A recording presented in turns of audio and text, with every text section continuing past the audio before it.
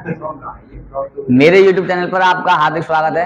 और आज मैं पढ़ाने वाला हूँ जिसके चैप्टर वाइज जितने भी इंपोर्टेंट क्वेश्चन होते हैं और जितने न्यूमेरिकल आते हैं उनके बेस के जितने फॉर्मूले हैं मैं आज सब बताने वाला हूँ। और देखते रहें अच्छी तरह से।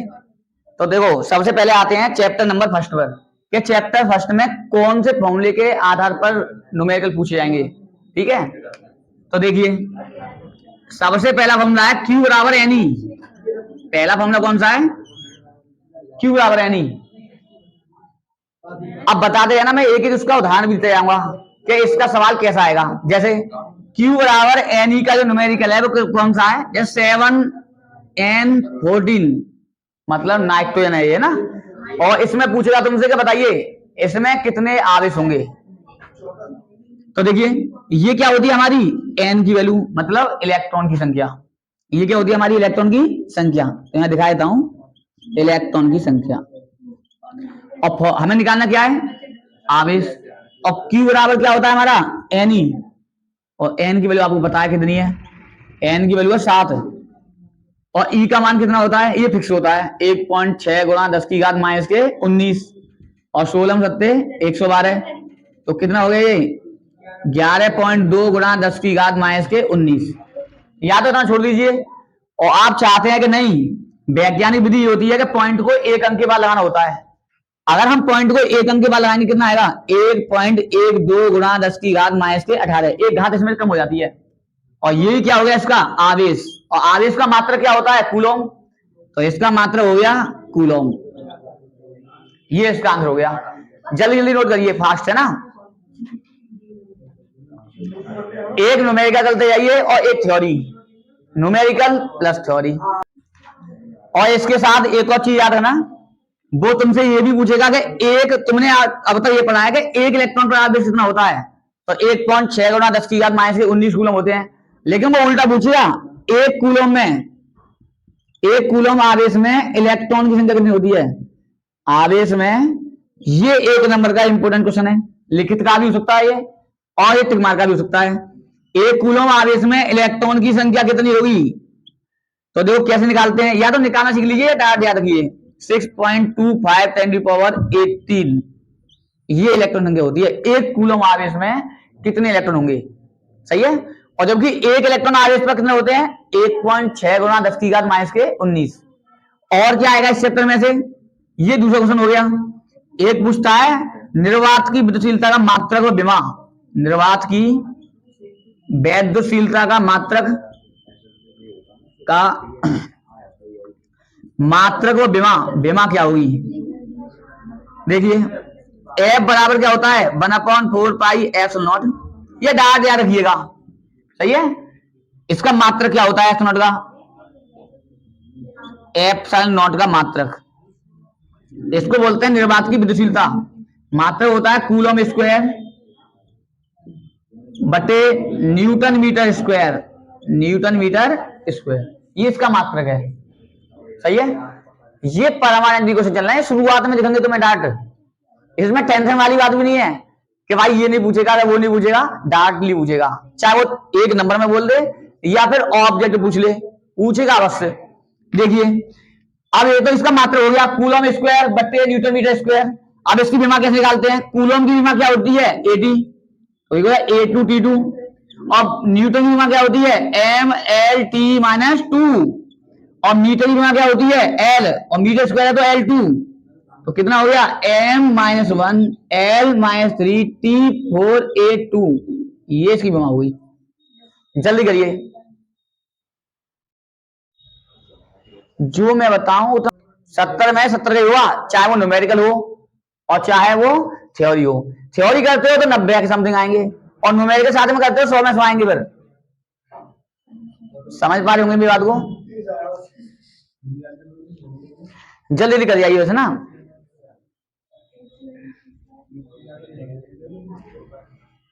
आप समझिए एक थ्योरेटिकल क्वेश्चन।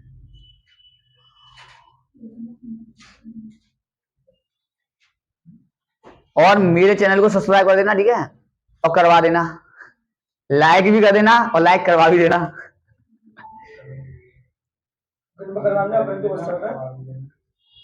अपने से भी करें, दूसरे से भी करवाएं। जल्दी करिए, जल्दी मिटा दूं मैं, चलाइए।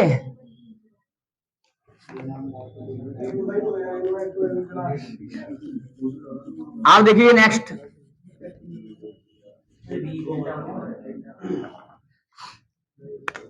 एक देखो, पहला थ्योरेटिकल क्वेश्चन, गॉस की प्रमेय क्या है तथा सत्यापित कीजिए। ऐसे क्वेश्चन पूछा 5 नंबर में, सत्यापित कीजिए। तथा अनंत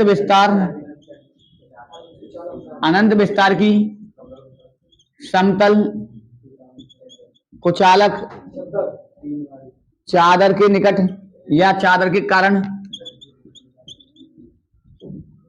वैद्युत क्षेत्र की तीव्रता के लिए व्यंजक स्थापित करिए। वैद्युत क्षेत्र की तीव्रता के लिए व्यंजक स्थापित कीजिए। सही है, ये आएगा भाई साहब 5 नंबर का। अगर वो खाली गॉस की प्रमेय पूछता है तो 3 नंबर की पूछी जाएगी, और अगर वो साथ में एक अनुप्रयोग पूछता है, जैसे अनंत विस्तार चादर बोल दी उसने, या अनंत विस्तार का तार बोल दिया, तो वो 5 नंबर का पूछाएगा। और न्यूमेरिकल इसका एक ना के समान है, थ्योरी पूछी जाएगी, अथवा में होगा, न्यूमेरिकल होगा तो, है ना। देखिए पहले इसकी परिभाषा क्या है, तो फाई ई बराबर क्या फॉर्मूला होता है, क्यू बट्टे एस नॉट, लेकिन सिग्मा होता है। सिग्मा का मतलब है कुल आवेश, कि किसी बंद प्रेस से होकर गुजरने वाले, इसकी परिभाषा नोट कर देना भाई, स्क्रीनशॉट में लेना, ठीक है। यस, किसी बंद प्रेस से होकर गुजरने वाले, ऐसे बनाइए ट्रिक के माध्यम से, किसी बंद प्रेस से होकर गुजरने वाले वैद्युत फ्लक्स का मान कुल आवेश का, कुल आवेश क्या है सिग्मा क्यू, कुल आवेश का 1/एप्सिलॉन नॉट गुना होता है। कुल आवेश का, यहीं से आएगा 70 में 70, कुल आवेश का 1/एप्सिलॉन नॉट गुना होता है। यहां गुना और बोल देना है, इसको ऐसे भी लिख सकते हैं 1/एप्सिलॉन नॉट और क्यू, मतलब कुल आवेश का, इसे बोलते हैं कुल आवेश, कितना होता है 1/एप्सिलॉन नॉट गुना, गुना का मतलब क्या होता है गुना, और इसका मात्रक क्या होता है न्यूटन मीटर स्क्वायर बट्टे कूलम, ये इसका मात्रक है। सही है, तो मैं एक बार और बोल देता हूं कि परिभाषा तुम्हें कैसे बोलनी है, कि किसी बंद प्रेस से होकर गुजरने वाले वैद्युत फ्लक्स का मान उस प्रेस द्वारा घिरे कुल आवेश का 1/एप्सिलॉन नॉट गुना होता है, जिसे गॉस की प्रमेय कहते हैं। और इसका फॉर्मूला क्या होता है, फाई ई बराबर क्यू बट्टे एप्सिलॉन नॉट, और मात्रक क्या होता है इसका न्यूटन मीटर स्क्वायर बट्टे कूलम, ये इसका मात्रक है। ठीक है, अब मैं इसे प्रूव कर देता हूं, नोट कर लिया होगा इतना, जल्दी करिए।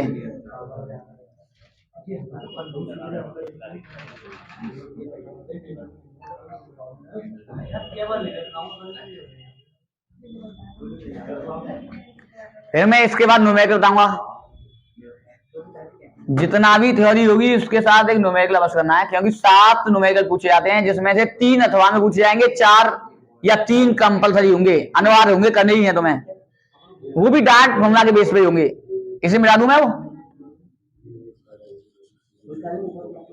इसे प्रूव कर देता हूं मैं, इसका प्रूफ लिखिए, गॉस की प्रमेय का प्रूफ देखिए, परमानेंट क्वेश्चन है ये। पहले बनाइए एक गोलीय बंद पृष्ठ, माना एक गोलीय बंद पृष्ठ एस है, एस का मतलब स्फीयर, गोला बोलते हैं, ये आएगा जिसका केंद्र कितना है O, जिस पर प्लस क्यू आवेश है, जिसकी त्रिज्या कितनी है R, और सूक्ष्म क्षेत्रफल क्या मान लिया dA, जिसका स्थिति सदिश dA वेक्टर है ना, और यहां होता है हमारा घनकोण d ओमेगा। माना कोई बंद गोलीय पृष्ठ S है जिसका केंद्र O है, त्रिज्या R है ना, और घनकोण d ओमेगा है, और सूक्ष्म क्षेत्रफल क्या है हमारा dA है। तब वैद्युत क्षेत्र कितना हुआ, वैद्युत क्षेत्र का फॉर्मूला होता है E बराबर 1/4 pi epsilon not Q upon R square होता है। यदि आवेश Q हो और दूरी R हो तो फॉर्मूला वैद्युत क्षेत्र की तीव्रता क्या होता है 1/4 pi epsilon not Q upon R square होता है। तब हमें सिद्ध क्या करनी है, गॉस की प्रमेय। और सिद्ध किसे कहते हैं, अगर कोई चीज या कोई पक्ष LHS से हम कौन सी ले आए, दूसरी पक्ष ले आए RHS, समझ लो उसे हम क्या कहते हैं, उसका प्रूफ कहते हैं। हमारी एलएचएस में क्या चीज है? वैद्युत फ्लक्स। तो हम लेके चलेंगे हमारा वैद्युत फ्लक्स का फॉर्मूला। तब वैद्युत फ्लक्स की परिभाषा से, वैद्युत फ्लक्स की परिभाषा से तो फाई ई बराबर होता है समाकलन। समाकलन का मतलब होता है कुल, E D A cos theta, ये इसका फॉर्मूला होता है फाई ई का। सही है। अब ई की वैल्यू आपको पता है कितनी है?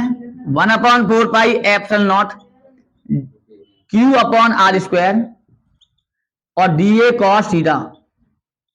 मैंने क्या किया है, ये ई का मान उठा के यहां रख दिया। अब इसमें कांस्टेंट क्या है? इसमें कांस्टेंट क्या है? Q upon 4 pi epsilon nought constant है। क्या बचेगा? D A cos theta upon r square, ये इसके अंदर बचेगा। और डी ए कॉस थीटा को हम क्या कहते हैं? D A cos theta upon r square को बोलते हैं घनकोण। इस पूरे को क्या बोलते हैं हम? घनकोण, सॉलिड एंगल। डी ओमेगा हो गया। और डी ओमेगा की वैल्यू कितनी होती है बंद गोलीय पृष्ठ के लिए? 4 पाई। तो इसका मान यहां चूंकि में लगा देंगे सिलसिला आगे कि डी ओमेगा का मान गोली के लिए कितना होता है? 4 पाई। 4 पाई से 4 पाई कैंसिल, कितना आया? क्यू बट्टे एप्सिलॉन नॉट। और यही हमारी आरएचएस है और यही प्रूफ हो गया। ठीक है, जल्दी नोट करिएगा, एक लाइन में प्रूफ हो गया, देख लो, और वो भी 5 नंबर। हाँ, 3 नंबर की चीज अब 5 नंबर में। ठीक है, जल्दी करिए।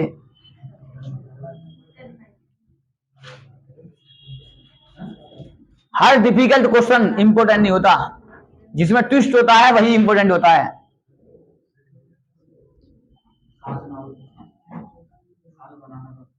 अब एक न्यूमेरिकल पे आते हैं। पहले इसका एक और प्रूफ बचा है कि अनंत विस्तार की समतल कुचालक चादर के कारण वैद्युत क्षेत्र की तीव्रता के लिए व्यंजक। जो पेपर में आया है वो तो आएगा। हाँ, अब तो मिटा दूं थोड़ा।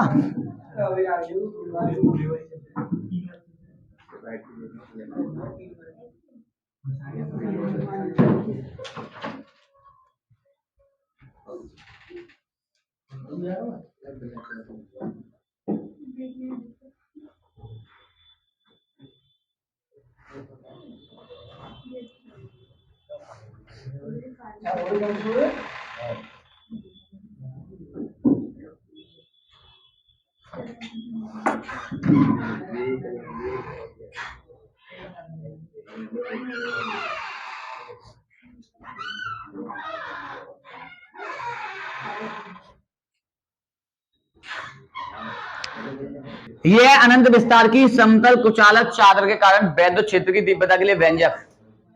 तो सबसे पहले हमें क्या बनाएंगे? एक समतल कुचालक बनाते हैं चादर, जिस पर प्लस क्यू आवेश एक समान रूप से वितरित है। ऐसे बनाइएगा जल्दी। माना एक अनंत विस्तार की समतल कुचालक चादर है जिस पर प्लस क्यू आवेश एक समान रूप से वितरित है और जिसका पृष्ठीय आवेश घनत्व क्या है? सिग्मा। और प्लस क्यू आवेश एक समान रूप से वितरित है और जिसके गॉसियन पृष्ठ के 3 सपाट पृष्ठ कौन कौन से होते हैं? S1, S2 और S3। ये S3 है, थोड़ा वीडियो को जूम करके देख सकते हैं। ये क्या है हमारा? S1, S2 और S3। ये सूक्ष्म क्षेत्रफल है जिसके कारण हमें वैद्युत क्षेत्र की तीव्रता ज्ञात करनी है। और यहां जो वैद्युत क्षेत्र होता है वो क्षेत्रफल के कैसा होता है? लंबवत। और यहां भी कैसा होता है? ई की दिशा में होता है। इधर ई होता है, उधर ही हमारा डी होता है। और जहां ई और डी की दिशा एक ही तरफ होती है वहां थीटा का मान कितना होता है? 0। तो यहां थीटा का मान कितना होगा? 0। यहां थीटा का मान 90 अंश और यहां थीटा का मान कितना होगा? 0। हमें थ्योरी कैसे बोलनी है बता देता हूं मैं। माना अनंत विस्तार की एक समतल कुचालक चादर है, इसमें देखिए बोल दिया हमने, जिस पर प्लस क्यू आवेश एक समान रूप से वितरित है, जिसका पृष्ठीय आवेश घनत्व सिग्मा है। सिग्मा बराबर क्यू अपॉन ए, सिग्मा है। और जिसके गॉसियन पृष्ठ के 3 सपाट पृष्ठ S1 S2 S3 है, तब चादर से r दूरी पर स्थित बिंदु P पर वैद्युत क्षेत्र की तीव्रता ज्ञात करनी है। सही है। स्टार्टिंग कहां से करते हैं? वैद्युत फ्लक्स की परिभाषा से, वैद्युत फ्लक्स की परिभाषा से कहां से स्टार्ट करेंगे? देखो भाई ई बराबर, अरे ध्यान दीजिए भाई जितने वीडियो देख रहे हैं, cos 0 और EDA cos 90 और EDA cos 0,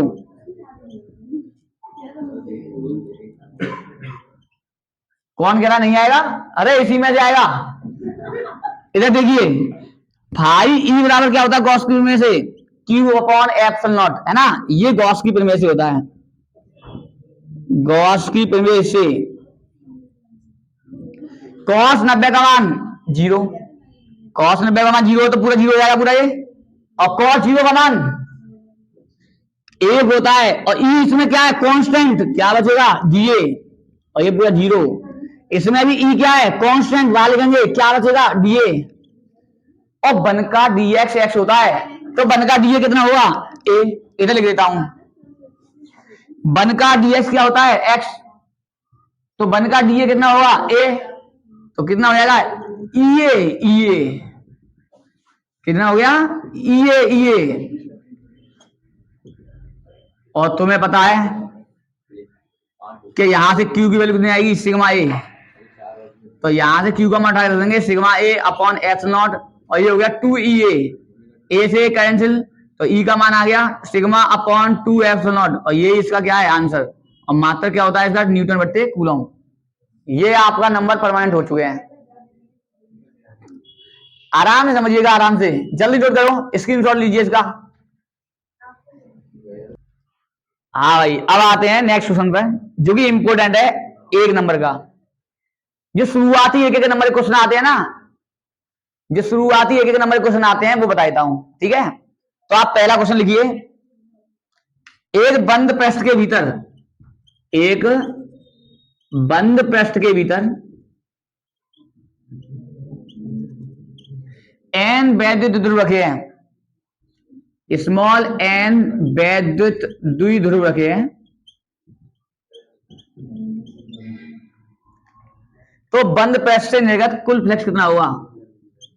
तो बंद पृष्ठ से निर्गत, ये 2022-23 में पूछा गया क्वेश्चन है, निर्गत कुल वैद्युत फ्लक्स कितना हुआ? ऐसा कोई क्वेश्चन आया ना, तो याद रखना है इसका आंसर क्या होता है? 0। कुल की अगर बात करें तब, और द्विध्रुव कितने रखे हैं इसमें? वैद्युत ध्रुव रखे हैं n। भाई जब द्विध्रुव कैसे बनता है? द्विध्रुव क्या है? एक ऐसा निकाय है जिसमें समान परमाणु के और विपरीत प्रकृति के आवेश कैसे रखे होते हैं? अल्प दूरी पर रखे होते हैं, उसे हम क्या कहते हैं? वैद्युत द्विध्रुव कहते हैं। बात समझ पा रहे होंगे। और इसमें प्लस का भी होता है और माइनस का भी होता है, और बंद पृष्ठ के भीतर होगा सब निरस्त हो जाते हैं। बंद पृष्ठ के भीतर होगा तो क्या हो जाते हैं? सब निरस्त हो जाते हैं। इसी वजह से वैद्युत फ्लक्स क्या हो जाता है? उसका शून्य हो जाता है। तो आप याद रखें कि किसी भी वैद्युत क्षेत्र में अगर n वैद्युत द्विध्रुव रखे हुए हैं तो उसका वैद्युत फ्लक्स कितना होगा? शून्य होगा। ठीक है, ये 1 नंबर का परमानेंट क्वेश्चन हो गया है। अब नेक्स्ट पे आते हैं, नोट कर लिया। क्वेश्चन है हमारा, स्मॉल m द्रव्यमान, स्मॉल m द्रव्यमान तथा q आवेश का कण, q आवेश का कण एक कण एक समान वैद्युत क्षेत्र में,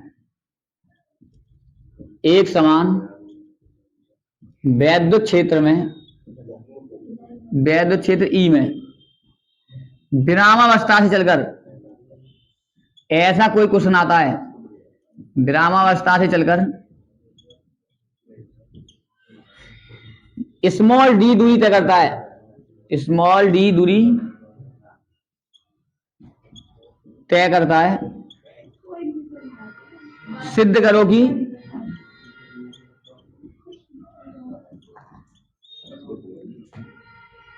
कि कण द्वारा अर्जित वेग, अर्जित लिखी हुई है ये, v बराबर 2qEd अपॉन m होता है। ये सिद्ध करना है हमें। बहुत ही सिंपल क्वेश्चन है और थोड़ा धैर्य रखिए, समझिएगा से। स्टार्टिंग कहां से करेंगे हम? देखो E बराबर एक फॉर्मूला होता है वैद्युत क्षेत्र तीव्रता का, F बट्टे Q होता है खाली। क्या होता है? E बराबर F बट्टे Q। और एक आपने ये पढ़ा हुआ है F बराबर होता है ma, F बराबर ma। तो यहां से अगर हम A की वैल्यू निकालें कितनी आएगी? F बट्टे m, A की वैल्यू निकालेंगे तब। और यहां से हम F की वैल्यू निकालेंगे कितनी आएगी? QE। मतलब ये तो बल का फॉर्मूला होता ही है और ये वैद्युत क्षेत्र तीव्रता का फॉर्मूला होता है। यहां से हमने F का मान निकाल लिया, QE आ गया। ये F का मान निकाल के आया, QE यहां रखना है बस। तो बताइए कितना आएगा त्वरण? ये हो जाएगा QE बट्टे m। ये कण का क्या आ गया? त्वरण, कण का त्वरण ये हो गया। अब गति का समीकरण तुमने पढ़ा हुआ, तब गति के समीकरण से v स्क्वायर बराबर होता है u स्क्वायर प्लस 2as, सही है। और विरामावस्था में प्रारंभिक वेग का मान कितना होता है? 0 होता है, मतलब u का मान रख देंगे 0। तो ये हो जाएगा 0। और a की वैल्यू आपको पता है कितनी है? QE बट्टे m। और s की जगह क्या रख देंगे यहाँ? d, क्योंकि दूरी हमने क्या मानी है? देखो इसमें ये दूरी है ना, ये हो जाएगी d। नमस्ते। तो v का मान निकालेंगे कितना आएगा? 2qEd upon m। ये इसका प्रूफ हो गया।